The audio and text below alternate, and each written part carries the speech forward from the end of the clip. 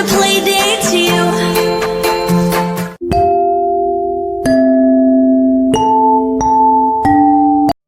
Assalamualaikum warahmatullahi wabarakatuh. Perkenalkan, nama saya Marama Suraja. Baiklah, di sini saya akan menjelaskan tentang cost of illness, di mana itu ada dua macam, yaitu biaya langsung dan biaya tidak langsung. Baiklah, di mana biaya langsung itu adalah mengukur opportune cost dari sumber daya yang digunakan, sedangkan biaya tidak langsung adalah mengukur sumber daya yang hilang. Baiklah, di mana langkah-langkahnya itu ada 3 macam. Yang pertama adalah pendekatan prospektif dan insidensi. Yang kedua, pendekatan top down dan bottom up. Yang ketiga yaitu cost of illness prospektif dan retrospektif, di mana pendekatan prevalensi dan insidensi ini adalah prevalensi itu mengacu pada jumlah total dari kasus pada periode waktu tertentu, memperbaiki biaya penyakit dalam 1 tahun.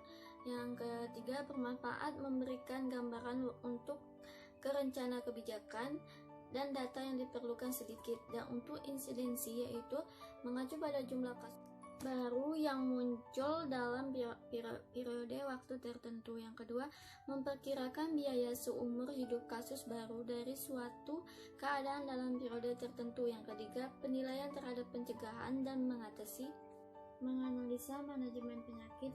Yang terakhir, data yang diperlukan real. Untuk yang ketiga yaitu pendekatan top down dan bottom up. Untuk top down mengkoreksikan total biaya secara umum. Yang kedua, menyebabkan alokasi biaya kurang tepat karena tidak memperhitungkan eksklusi dari biaya, misalnya biaya transfer, pelayanan informasi. Yang bottom up-nya itu meliputi semua biaya penyakit selama hidup, lebih tepat dalam memperkirakan biaya karena berdasarkan jumlah input dan unit cost dari input tersebut. Yang terakhir yaitu cost of illness, yaitu prospektif dan retrospektif. Prospektif yaitu kejadian relevan belum terjadi. Yang kedua, proses pengumpulan data dilakukan dengan mengikut pasien sepanjang waktu, lebih mahal karena memerlukan waktu lama. Yang retrospektif yaitu semua kejadian relevan sudah terjadi. Yang kedua, proses pengumpulan data mengacu pada data yang sudah ada. Yang tiga, lebih murah dari waktu yang diperlukan lebih pendek.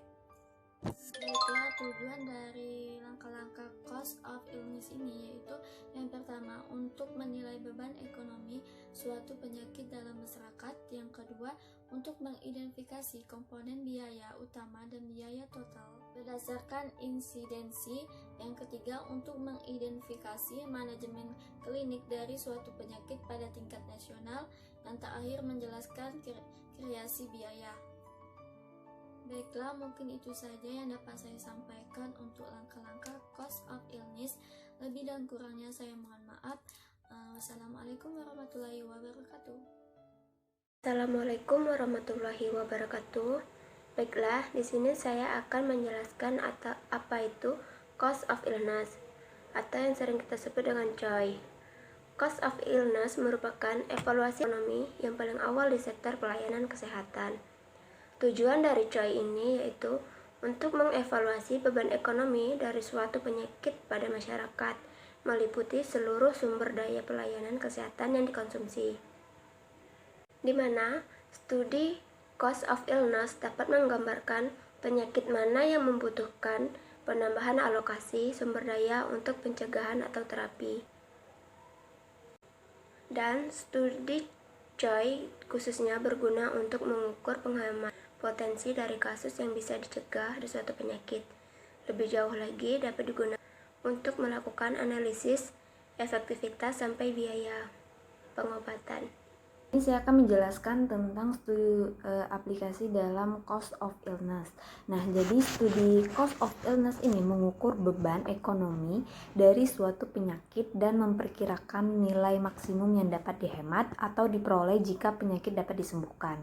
Nah, pengetahuan COI dapat membantu pembuatan kebijakan untuk memutuskan penyakit apa yang diprioritaskan untuk ditentukan kebijakan pelayanan kesehatan dan pencegahannya. Studi ini dapat menjelaskan regimen terapi mana pada suatu penyakit yang dapat menurunkan beban penyakit tersebut. Contohnya adalah di mana penelitian dimaksudkan untuk melihat gambaran total biaya penyakit stroke, mengetahui perbedaan biaya real pasien stroke rawat jalan dengan rawat inap yang ditinjau dari faktor usia, jenis kelamin, kelas perawatan, lama perawatan, jumlah komorbid, cara bayar, dan tipe stroke-nya. Nah, untuk pengambilan datanya tersendiri ini dilakukan secara retrospektif melalui catatan medik dari pasien. Nah, lalu untuk variabel bebasnya tersendiri itu meliputi usia, jenis kelamin, kelas perawatan, lama perawatan, jumlah komorbid, cara bayar, dan tipe stroke-nya meliputi stroke iskemik dan hemoragi. Sedangkan variabel terikatnya adalah biaya real pasien stroke rawat jalan dan rawat inap. Nah, analisis data menggunakan analisis statistik deskriptif. Nah, hasil penelitian ini menunjukkan bahwa total biaya penyakit stroke untuk 606 pasien adalah 5.867.281.315. Biaya rawat jalan menunjukkan perbedaan yang signifikan ditinjau dari faktor usia, jenis kelamin, dan cara bayar untuk stroke sistemik. Sedangkan untuk stroke hemoragi menunjukkan beda signifikan ditinjau dari faktor jenis kelamin dan cara bayarnya.